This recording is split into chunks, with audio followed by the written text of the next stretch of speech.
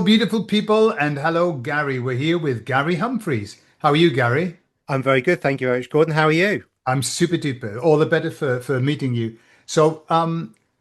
Mel, who is on our page, hi Mel. Mel suggested that Gary and I have a conversation because Gary's been working on, well, he's going to talk about what he's been working on, but he has a channel called Alternative Interactions. That's right, yeah? Yes, yeah. Yeah. So what we're just going to have a chat with Gary and find out, pick his brains and find out what he knows that maybe we don't, or what he can confirm that we already know. Yeah. So Gary, give us a little bit of background on you because I don't know really anything about you. Yeah. I've kind of been aware, wouldn't say awake, but I've been aware all my life.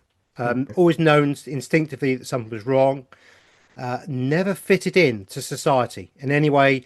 Struggled to always make friends. Was always the odd one out. Always was the one on the outside of the circle of what was going on in life.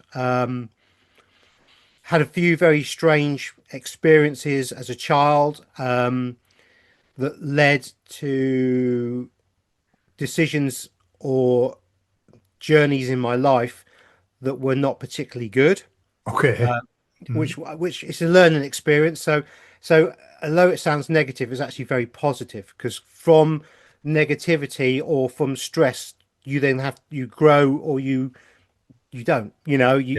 You thrive or wither. And around 2012, I or 9/11 was a very big date for me personally, where certain things were very obvious, but I didn't act on it at all.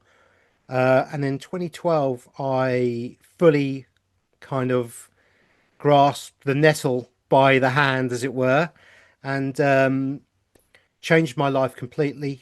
And because 2012 seems to be a big time period for many people, doesn't it? I'm Sure. sure you've Yeah. come across this. Mm. So 2012, I didn't awake, but became so curious that I started researching. I would call myself a researcher more than anything else Okay. because, you know, awake or aware, it's not really, it's just research. And as you do the research, the layers of the onion fall away and you begin to see more clearly potentially what could be.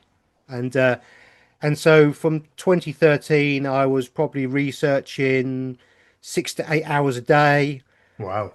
Yeah, and fundamentally have never stopped. And so I would say generally most days I'm doing 6+ hours of research. Wow. Yeah, Impressive. yeah, Impressive. yeah. Let me ask you a I'm question. Let me ask you a yeah. question just before you move on to the next bit. In all of those, because that's many hours of research, what, from what you found, what was the biggest, like, wow, shock, horror, whatever you want to call it, surprise moment that you had in all of your research? I would say initially the flat Earth. Mm. Hmm. I know it sounds crazy, and actually I see it slightly differently these days. Okay, but for me, fundamentally, it was flat Earth. There was a video, and it's probably still up. Most of the old videos that I was watching, oh, what 2015-ish, 16, they've all gone. All the They've taken people them that were all talking, down. They've wiped them out. Yeah. they have. So when I'm talking about the research I did, it's very, very difficult because people say, "Well, prove what you've done or show me," but it's not there anymore. No. It's been wiped, and it really has been wiped. But there was this video that said Stephen Hawkins is a liar and doesn't know maths, and that triggered me because obviously at that point still I was still, I had not got the balance quite, and that triggered me because obviously Stephen Hawkins was Stephen Hawkins. He knew everything. He was a genius. He was, the story was sold. Absolutely. And these guys basically shot a laser beam across the Great Lake to Chicago from one side to the other. And they showed Stephen Hawking's maths, and then they showed the laser beam, which was about, I don't know, 12 inches, sorry, above the water level. And they reflected it back from a boat that was just sitting off the shoreline of, and it was proven that there was no curvature on the water. It's flat. And And I was like, no, it can't be because it's 8 inches. No, it's an inch squared per mile, isn't it? A mile. That's right. Yeah, Yeah. yeah, 8 inches squared per mile, something like that from memory. And I was like, no, it can't be because Stephen Hawking's done the math. And if water's flat, how can we create a ball when 74% of the world is water? And oh my God. And yeah, that really did blow my mind. And Yeah. I have to say, that probably took me a year and a half to really accept. To get I mean, over. yeah, yeah, yeah, yeah. But I was getting all this research and I was doing all the research and it was becoming more and more difficult to disprove this theory, Hmm. you know. Yeah. And yeah, so for me that was probably one of the pivotal moments that really there was like an oh my God, we've been lied to, really lied to. How far does it go? Which is the classic situation we find ourselves in. Hang on, they're lying about this, so what else are they lying about? You know, it opens a massive door, doesn't it, to Oh God. many, many, many, many things. Yeah. Yeah, yeah. And it's quite interesting because one of the people I came across during that flat Earth period, now his channel's no longer there because they took him down several times, in fact, was Martin Ladiki. Hmm. And he was doing a lot of flat Earth stuff at the time. Really quite interesting. That's why he calls himself Flat Earth British. You know what I mean? And Okay. he still kept that tagline. And Martin was obviously doing flat Earth stuff, and so he was one of the channels just happened to come up. I was guided to via source to look at it, and then Martin went on to something called Tartaria. Yeah. But we didn't really know it was Tartaria at the time. And again, Martin doesn't probably get enough kudos from the entire community because fundamentally everything that everybody talks about Tartaria came from Martin Ladiki, Okay. 100%. Because I was there at the beginning. We'd gone from the flat Earth bit with Martin, and then we went over to. Sorry, I got a frog in my throat. Hmm. We went over to the Tartarian stuff, but at the time, all Martin had was thousands and thousands of photos, and so he would post up 8 hours worth of photos of the ancient times. You know, the Tartarian type, Yeah. and it would be like a photo, a photo, a photo, and we would sit there for like 7, 8 hours at a time looking at these photos. My partner at the time trying to figure out what we were looking at because there was no, all there was a photo with no information. And so you're then starting to develop your observational skills of what you're looking at and trying to figure out what you really are. You know, it's quite obvious that a lot of these photographs had no people in them. Yeah. So straight away, it's like, where is everybody? Why aren't there any people? And why? And so if there's no people, how did these buildings get there? You know what I mean? Who built the? And eventually, I wouldn't email him. I'm dyslexic. I don't read hard. Nothing I talk about or have learned has come from books directly by me. Okay. So I'm a visual learner, Hmm. and I'll learn from watching stuff and all sorts of stuff, and download some source knowings, all sorts of things. And so I guess that really was one of those things that really sort of kicked in with me. And so my partner at the time would email like Martin and stuff like that, and you know, there's a guy called Richard Lopez. John Levy then joined in. Um, you know, it was quite a thing, and there's a couple of other people that came in at the time doing their own personal work, and it was amazing. And Tartaria and the Mud Floods were born, and that was a really interesting. I mean, brand new. I mean, who would really have the chance to observe something from a seed Hmm. growing to be what has really become not mainstream, obviously, but certainly in our In our community. community, yeah, it's talked about, yeah, openly, isn't it? And about what was the year? What when did that happen? I would probably say that was about 6 years ago now. About 6 years, yeah, because Tartaria is not. I mean, it hasn't been talked about for an awful long time. It's fairly one of the Yeah, newer, isn't it? yeah, yeah, yeah, Yeah, yeah. But yeah, obviously, from that came Antiquitech, which is one of Martin's words, and it's the technologies that they had back at the time. yeah. and the fact that we started to discover what cathedrals were used for and churches were really used for. Yeah. And recently, I with the beautiful Mel, with the darling Mel, we went to on holiday to Dorset, Hmm. and we visited this ancient site. A friend of ours, we stayed with her, and she said, "Oh, I've got this really nice sort of like ancient site, and there's a Norman church that they built in the 1400s on top of this site, and great, we'll have a look." So we went there, and what struck me was this church was made of flint. There's Hmm. no flint there, so they had deliberately moved flint to this area and built a church on what is clearly a powerful site because there's like earthworks from 2,500 years BC or whatever. It's a Neolithic kind of site, so they say. So they say. Hmm. um so that we were like really thinking, and later in the day we went to a church, a place called Cranbourne, Hmm. and this church was again made of flint, but the design of the tower was very, very similar to the other tower that we'd seen.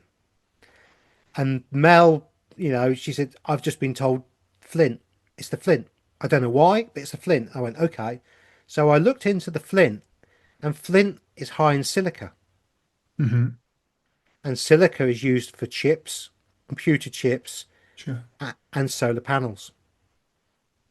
And when you look at the church and how they're built, I know from my research that a lot of the old Tartarian bricks, and we're talking about buildings that are between 1,000 and 1,500 years old, plus in the UK. So we're not talking about new kind of things. I mean, I've got images of churches that were built 570 something or founded in five, Yeah. found, and the towers are identical. And this is an original church from late late 500s, and it's got the same building. It's got the same kind of materials in it. And the brick back in that day had a very high iron content Hmm. because the bricks were batteries. Okay. But iron also has a secondary function when we start looking at capacitors and semiconductors and such like, where it controls the flow of the energy. Hmm.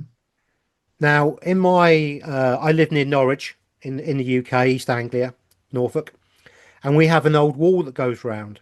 And this wall has obviously been destroyed, but there's parts of it, and you can still see the original brickwork within it and how it was.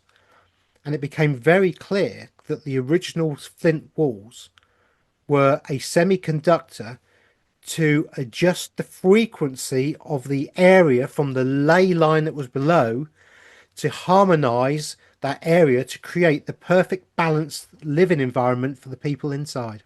Cool. Cool. How big is that wall, the perimeter? Oh, it's gosh, it's quite big.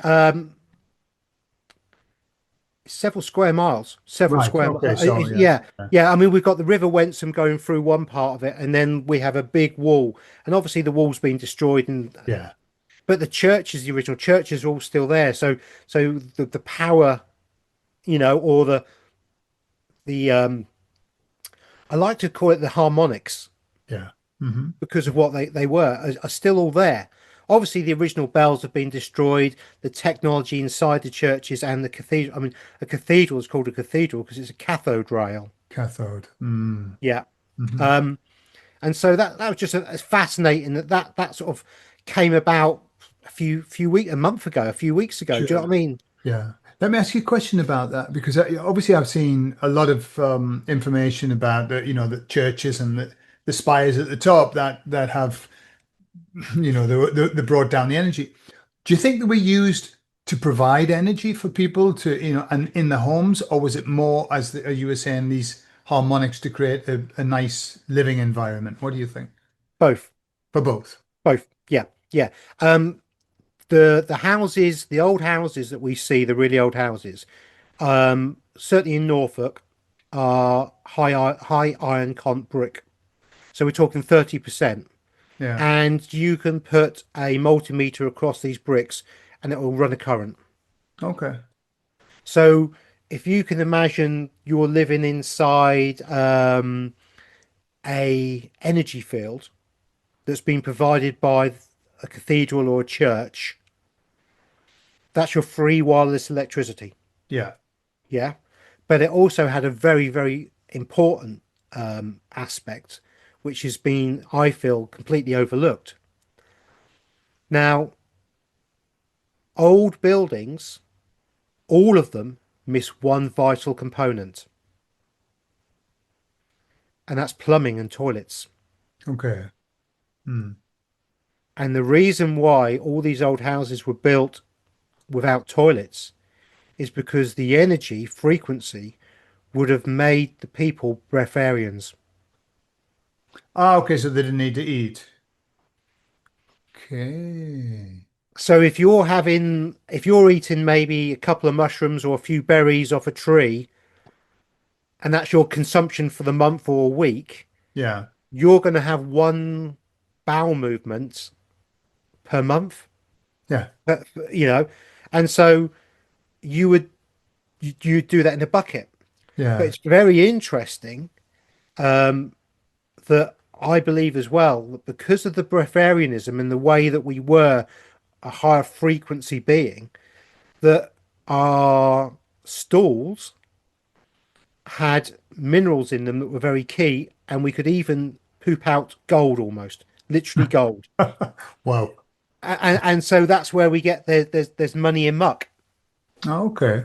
I Hmm. believe. I think it's an old, but certainly. So in Norfolk, we've got a couple of National Trust buildings, and one of them is called Felbrigg Hall. And Felbrigg Hall, the first toilet and shower type bath was put in the mid 1800s, early 1800s. Okay. Pre that, a grand hall in Norfolk had no toilet and nothing like that. And the mid 1800s is where we begin the consumption age of the fall of the Tartarian technologies, and we then become more solid and so have to consume and become the predator prey type ecosphere that we see today. Okay. Yeah. Yeah. Let me tell you something. You can add. You're obviously somebody who does a lot of research, Gary. I admire that. Um, so you know that I channel a group of light beings, and you talk about downloads from source.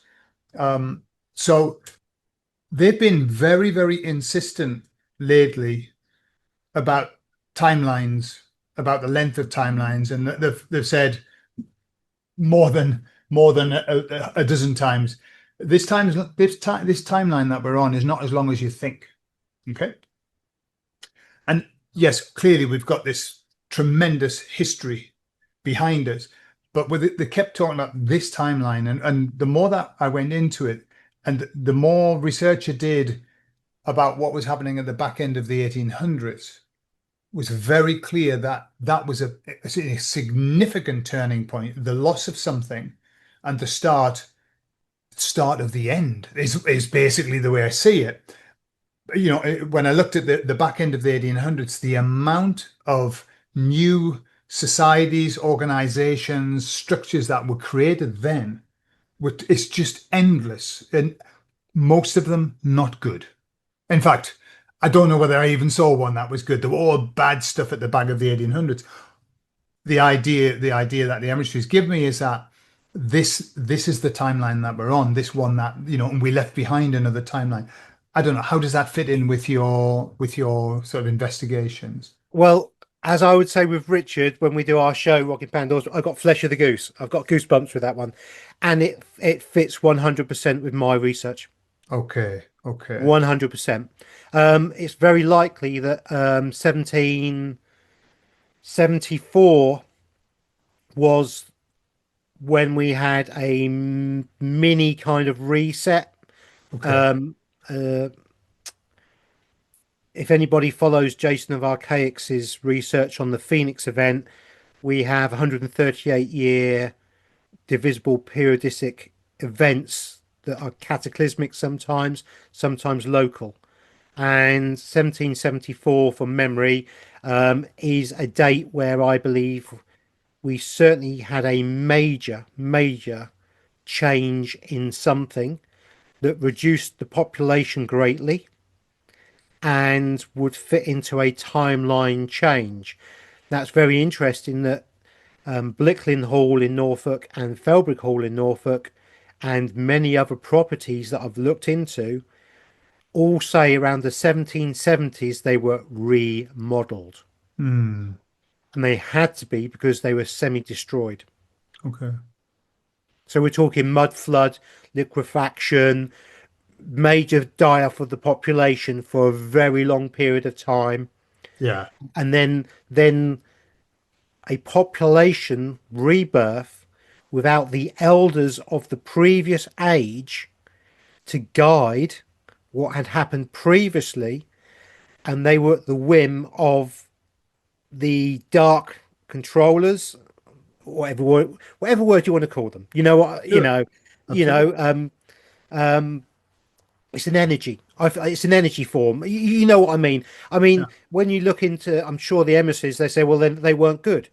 But it's an energy form that is not beneficial to us. So it doesn't matter what name we give it. It's just an energy that is not a good vibrational frequency. Mhm. And I think from the early to mid 1800s onwards, this frequency became the major ruling factor of this realm. Yeah. Yeah. Okay. Okay. Well, that makes sense. And the information that I get from the emissaries keep themselves completely away from the carnal, from the what's happening here. They don't go into details. It's not their job. Their job is to promote, be the cheerleaders for the Great Awakening. Yeah. So, and that's super. But obviously they talk from a spiritual element, but often I've got to try and see how that fits into this terrenal element, and it's kind of like, you think a new timeline that we would just appear, we just appeared in a spiritual way, and I think no, there's a mechanics to this as well. Yes. Earthbound mechanics that had to be in place. Things like the trains, the orphan trains that just appeared, and the Cabbage Patch children and all. Where on earth did they come from? Do you know where they came from? Yes. Okay, tell Yeah. us. Um, Fundamentally, um, a lot of these children came from below ground. Okay. Okay. But in 1891, cloning was perfected, and there is a patent in the patent office for cloning. Wow. That is Okay. clear. So there's a physical patent for cloning in 1891. We have the Chicago World Fair of 1893, and in one of the halls in Chicago were 3,000 babies. Hmm. All those babies were cloned babies Okay. because in the world fairs they would demonstrate their um, control, their ability, their power, their latest inventions. And I have actually done a video on this, by the way. On my site there is a video that I explain all this. And in the video information, you'll have Gary's channel and everything.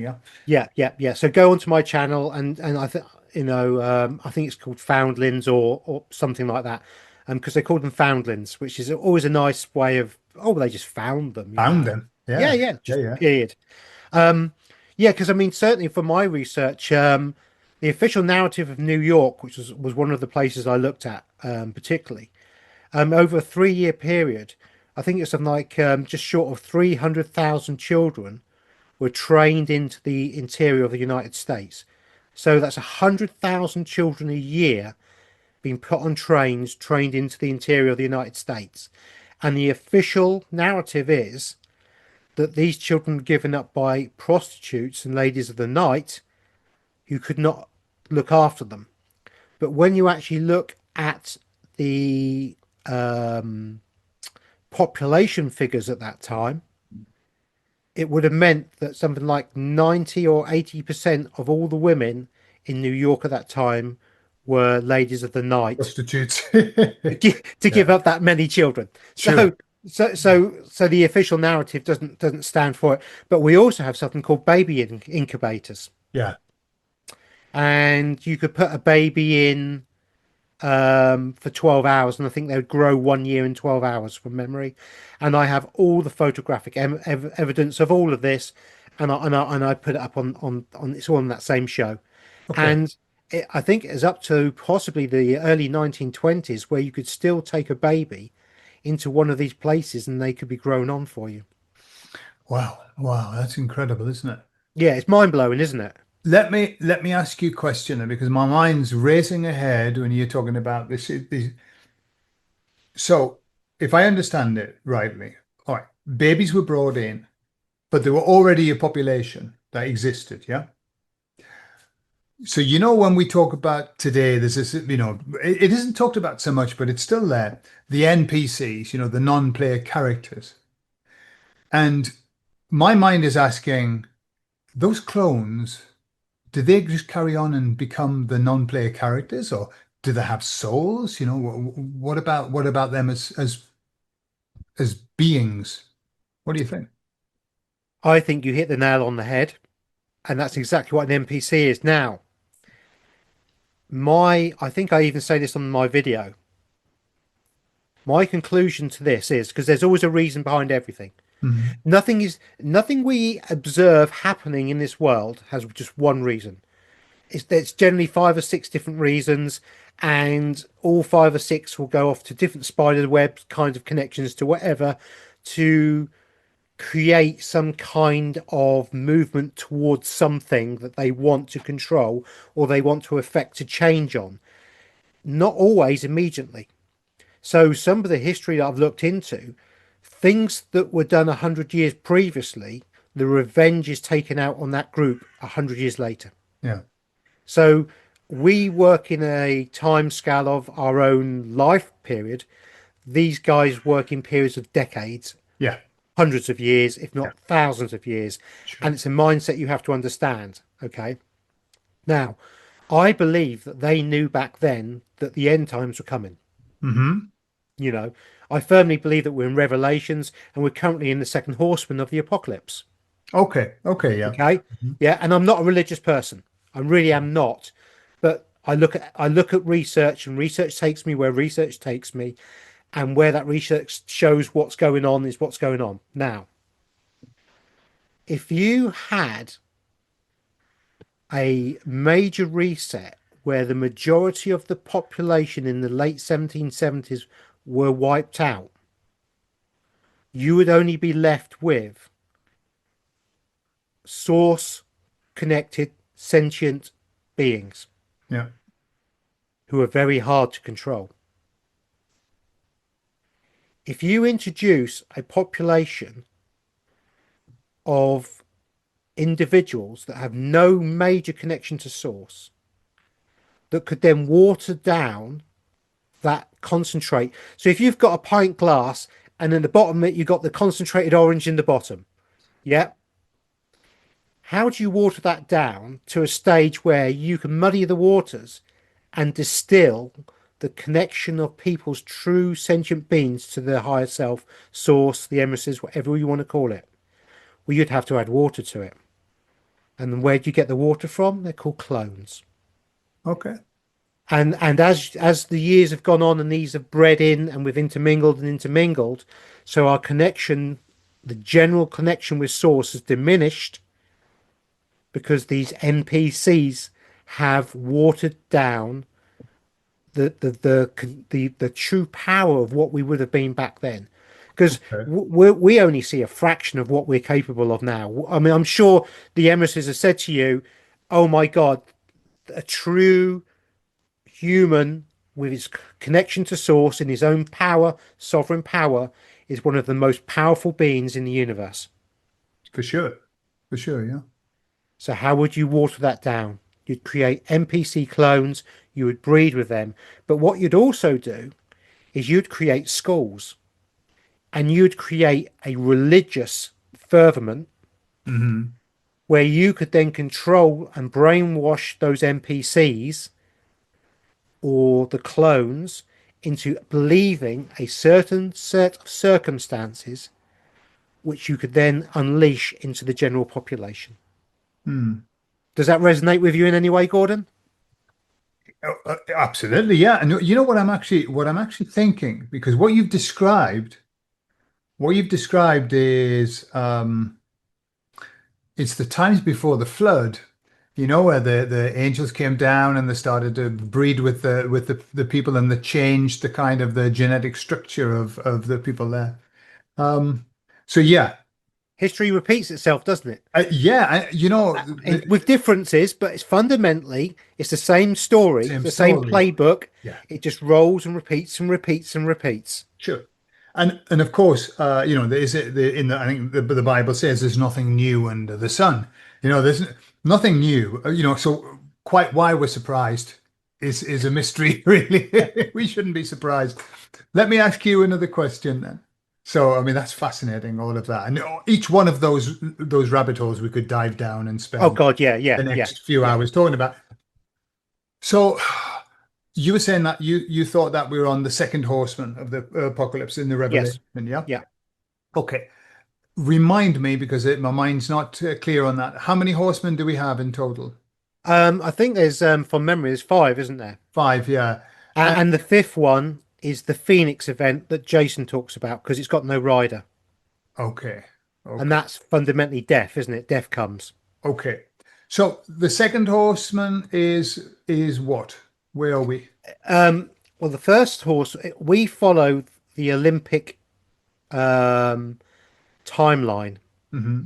It's very interesting that the Committee of 300 are known as the Olympians. Hmm.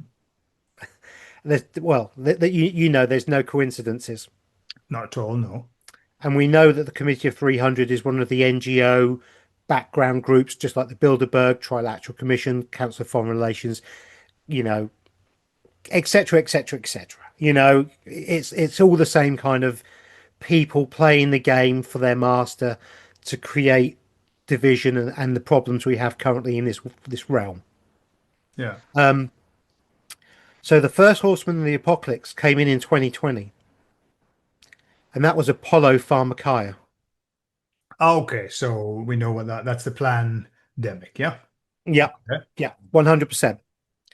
And it's very interesting that in April 2024, we had an eclipse across America, Yeah. Yeah, yeah. and we got a corona from it. Hmm. And so the flame of the Olympian via the corona was handed from one age to the next. Okay. And the second horseman of the apocalypse is to take peace from the world Okay. using tiny swords or daggers. And we have seen an exponential increase in stabbings and knife crime Hmm. generally within this realm since that has come in. Sure. Sure, yeah. And it's just to take peace from the earth and to cause discord. And this Yeah. is exactly what's happening. Uh, okay. Okay. Yeah. And my mind, if I recall Revelation, because I used to have to study it when I was a kiddie, um, it all ends when Jesus comes on a white horse, finally, and comes and takes away the goodies, and the baddies decide those who want to stay behind, and they're, very happy to stay behind and live in that thing. Yeah. Yeah, What's your feeling on that? What do you think that might be? Do you think really Jesus is going to come on a white? no, What do you no, think it might no. be? The white horse rider is Apollo. Oh, Apollo. Hmm. Yeah. So I think the original texts are Greek, Hmm. and the Greek was changed into Hebrew, which is a language that does not predate anything. Hebrew is a relatively modern language compared to Greek. Okay.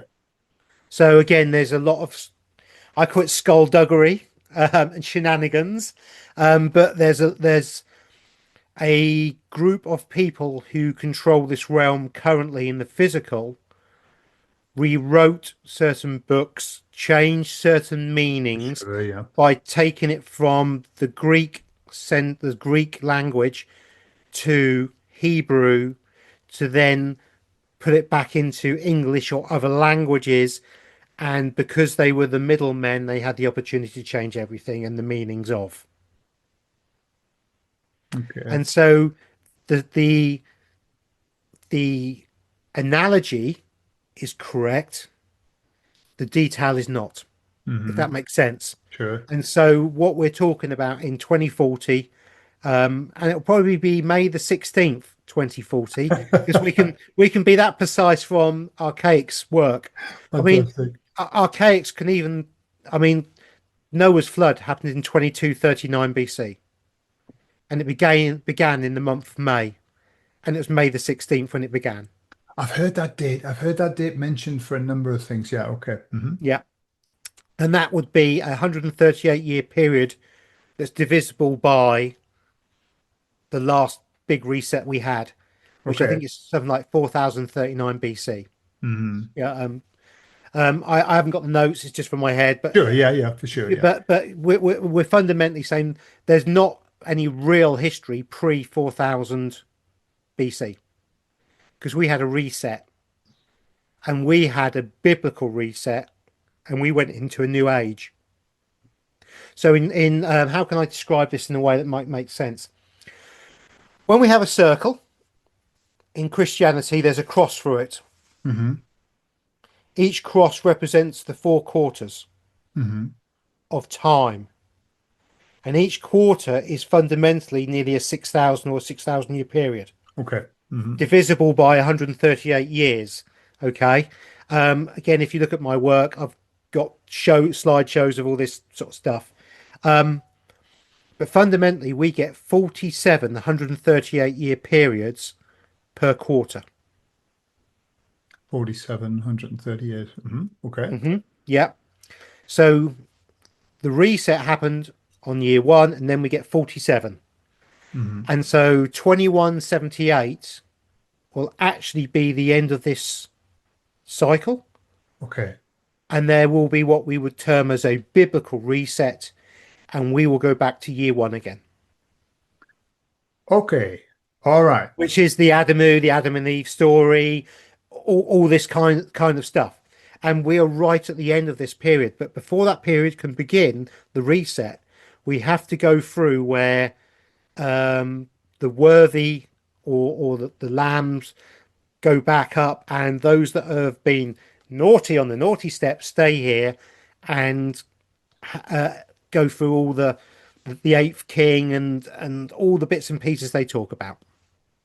Okay. All right. So let's tie that up with what I get from my channeling, which is very much, and I'll tell you something. I've just had a chat with a guy called Sal. I think did you say Yeah, that? I Yeah. saw that. Yeah, Okay. yeah, just before I came So on. Sal channels, and he channels a light being called Charlie. It's a name that he give it. And he mentioned that we've got a window of 15 years. All right. I don't know whether that's on the video that we've, because I've split it into three, which ties up perfectly with what you're saying. It's like this 15-year window of what's coming, and then that's when he's been taught that's when we get taken off and we're taken to another planet. That's what he's been taught. Yeah. Yeah, So planet dimension, whatever whatever you want to language, it's call the it. same kind of principle. The emissaries are saying that we're on it. The, their description, all the timelines that we've been on are now it's in one. Everything's compressed, hence things like the Mandela effect and all of that. Yeah, People having different memories. We're in one timeline, but we're coming up to the bifurcation where there's going to be a split off, and we're going to go one way, and the people who want to stay or aren't able to go to the right will stay.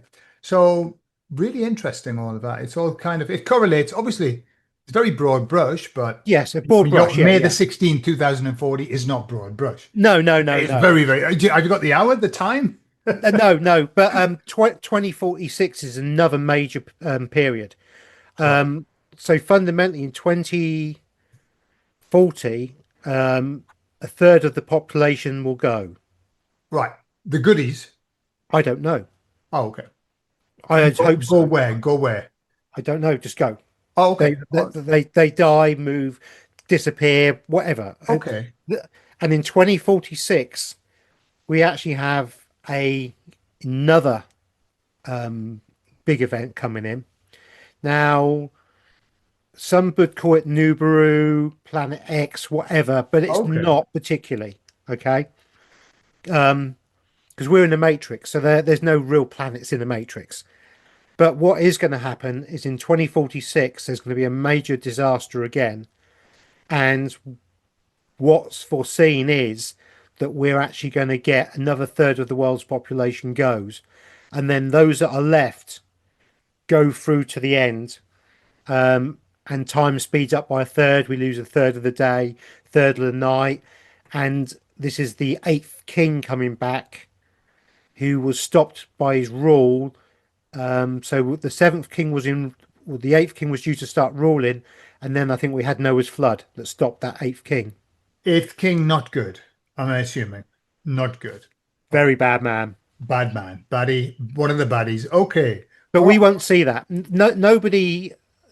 I would almost say, and this is a very broad generalization again, but anybody who's watching this, working on themselves, doing all the bits and pieces, you don't have to be, you know, an angel or anything, but people that are mindfully working on themselves, questioning things, it's very, very unlikely that any of those will ever see these kind of events.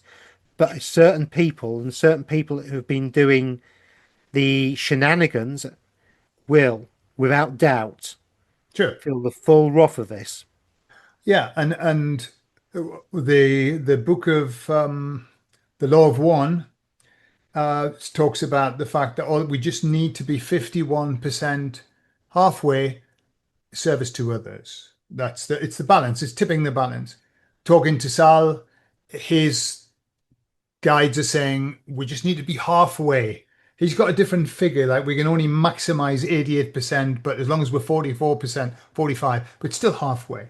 Yeah, We've got to be halfway of our potential. So it's not an undoable thing, it's very no, doable.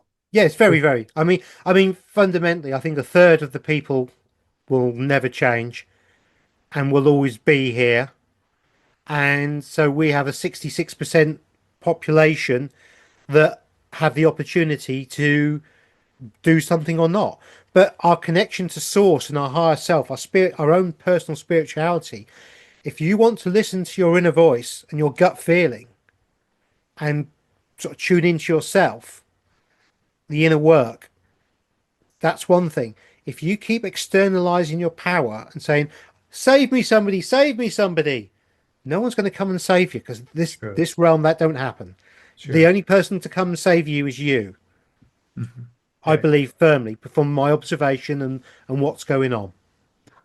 I agree. I agree. And what are they trying to sell us at the moment? What are they trying to inculcate in our society is to be the victim.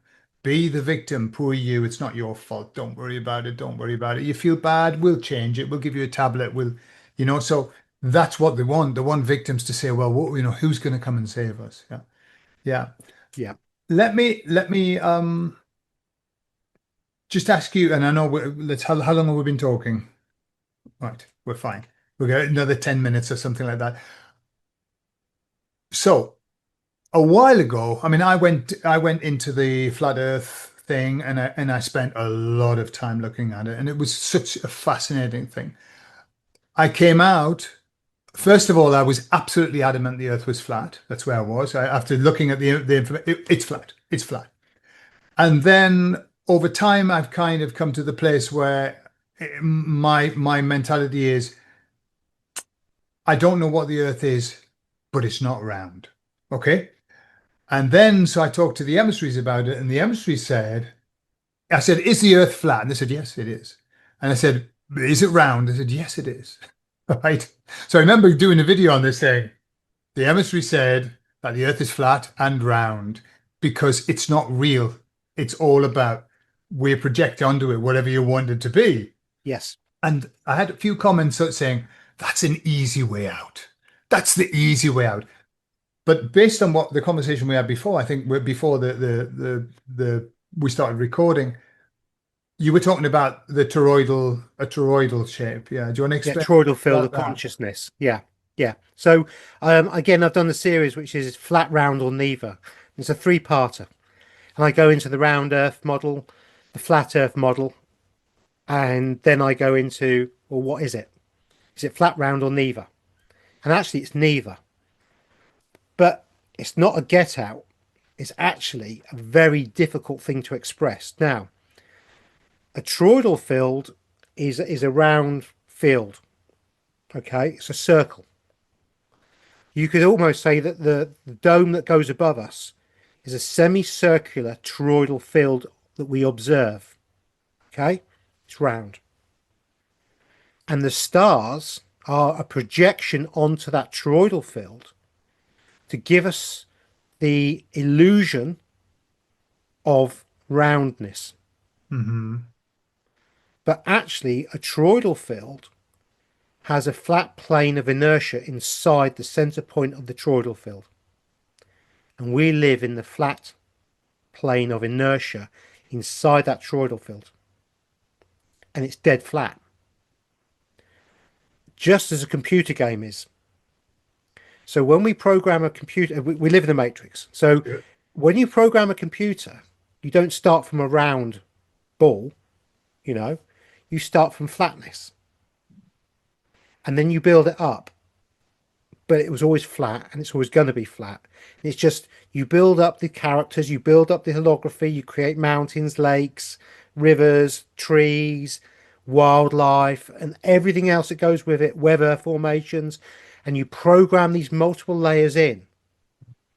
And then you can give it the illusion of being round, or you can give it the illusion of not. It's up to Hmm. you. Hmm. But as you said quite rightly, Gordon, we create our own reality tunnels within this collective consciousness. It's a toroidal field of consciousness. Okay. You could almost say it's something like the Akashic records. You Yeah. know, they're in this toroidal field. We all have our own toroidal field. Our heart creates a toroidal field, and that toroidal field, when we get close to somebody, the toroidal fields will interconnect and they will exchange information at a subconscious level. And that's exactly what it is. It's almost like a Russian doll. We've got the Hmm. doll that fits inside the doll, and these are all multiple toroidal fields creating this realm of where we live. And we live in the center. So if you can imagine an apple, everybody, an apple's an easy one. You cut the apple in the middle and you got the pips. You put the apple on its side, it's flat in the middle with some pips. Well, the pips could be the sun and the moon. Hmm. The the kind of bit between the flesh and the pip could be your dome, and the bit at the middle is flat. Okay. So Yeah. nature shows us what we are, because as above, so below, as within, as without. It's all Hmm. that kind of thing. And so I do kind of show this in a mathematical way as well in my videos. And I'm not trying to prove anything to anybody. You know, this is what I believe from my research. So I have gone down the flat earth hole like you did, Gordon, and it blew my mind and it took me years to get through it all. And I was banging the drum on flat earth for a very long time. And then I realized it was a stepping stone Yeah. because every single truth that we come to, or every bit of research, we think, ah, that's it. No, it's not. That's just the next piece of stone to stand upon to make the next step to the next thing that's going to come along in your informed field. Sure. Yeah. I agree. I've got to say, my wife and I woke up let's have a look. So, 17 years ago. So when would that be? 2009? 2007? No. Yeah, yeah, 2007, whatever. And it was easy. Being awake was easy. There were like 700 videos that you could watch, all of them about the same things. And it was, waking up to the world. It was waking up to the world, and that was lovely. And then bloody hell, it got very complex. And then as time's gone on, it's become more, and I understand. I understand that the awakening world has been infiltrated and with the attempt of confusing us as well, because the more we can be confused, then it's very difficult. It was easy at the beginning. It was like bad, good. Yeah. And now it's like, oh my God, where does the truth lie? But as you say, there isn't. There isn't a finish line of right now I've got the truth. And I think, what's the expression? Surround yourself with people who are looking for the truth and run like hell from people who say they found it, and Yeah. that's where we've got to be. These kind of conversations are fascinating, but they're not the end. No. They're not the end. And it's, if anything, they just open more doors to more information. So, that's where, but Yeah. absolutely fascinating. Gary, listen, we've chatted for a while. I think, and we could talk for a long while, but I think Oh that's yeah. probably Yeah. enough for the moment. Yeah. But I think we should definitely get back together and I continue our agree. conversations. Yeah. I agree because obviously with our conversation before we started, I think I have a handle on the creation of the darkness and the darkness coming in, and I'm beginning to show that on my channel Yeah. um, very clearly, and that's another rabbit hole. But it's only the beginning, Sure. and again throughout all of this, I just class myself as a toddler because the more I learn, the more I realize I don't know. Absolutely. And we are toddlers at the moment with our nappies on still, fumbling around in the dark because there is so much out there that we can't even conceive and Sure. understand that it really is. We're just kind of giving you the little bits of highlights of, wow, we found this, we think this is probably likely, but nothing is certain. Sure. You know, Sure. and one of my mantras, which is a bit of a strange one, is I am happy to be proven correct as I am to be proven wrong. Now, the reason I'm happy to be proven wrong is because that forces me then to re-look at something with fresh eyes and see where I went wrong Yeah. and look at that information. Do you see what I mean? Because there isn't really no right and wrong. It's just feelings, and you've got your emissaries that you download and channel. I have little knowings from my higher self. And videos will appear from nowhere. I'll get shown stuff all the time. I also do a pendulum for confirmation, and it's an amazing thing. It is an amazing thing. Sure. So Sure. Yeah. Yeah. Yeah. And I agree with you entirely. I try as much as I can to finish everything that I say with, but what do I know? yeah, Because I don't know. I don't know. I've got some ideas, but it's the knowing through not knowing. It's the like people who've studied their art, and they say the more that I know, the more I know I don't know, and yet they know a lot. Because it's kind of like you know a lot, but you also know that there are flaws in what you believe. That it yes, doesn't yeah, all tie up. There's something not quite right. And so that's why it's nice to keep your mind open, yeah. Open yeah, mind, like a parachute on a yes, that's deep the world, one. yeah. And eventually we'll hit the Okay. ground and we'll go, oh, the ground is hard after all. Who knew?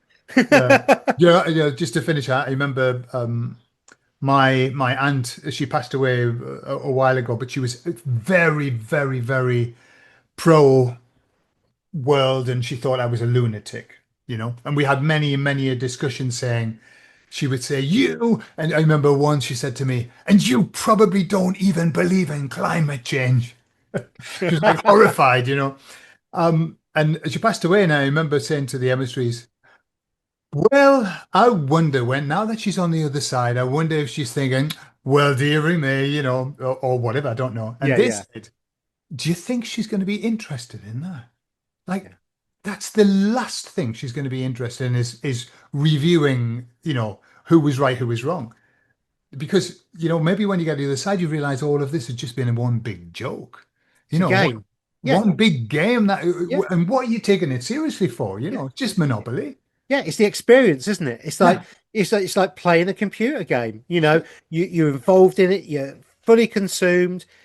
Everything about that game, the whole world around you disappears. yeah, And yet when you come out of that game, you're then back into another form of game, but another form of reality. something different. And you've got to believe it. You've got to believe it, otherwise it's no fun. If you spend your whole time going, well, this is just a game, just a game, just a game. No, no, no. Or I'm going to meditate for the rest of my life and not be involved. No, that's not why we're here. Yeah. Yeah.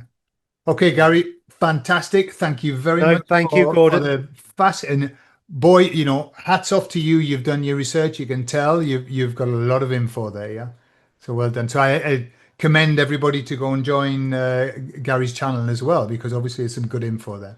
All Yeah. right. So we'll see Yeah. you again. Thank you very much, Gordon. Bye Bye, bye, everybody. everyone.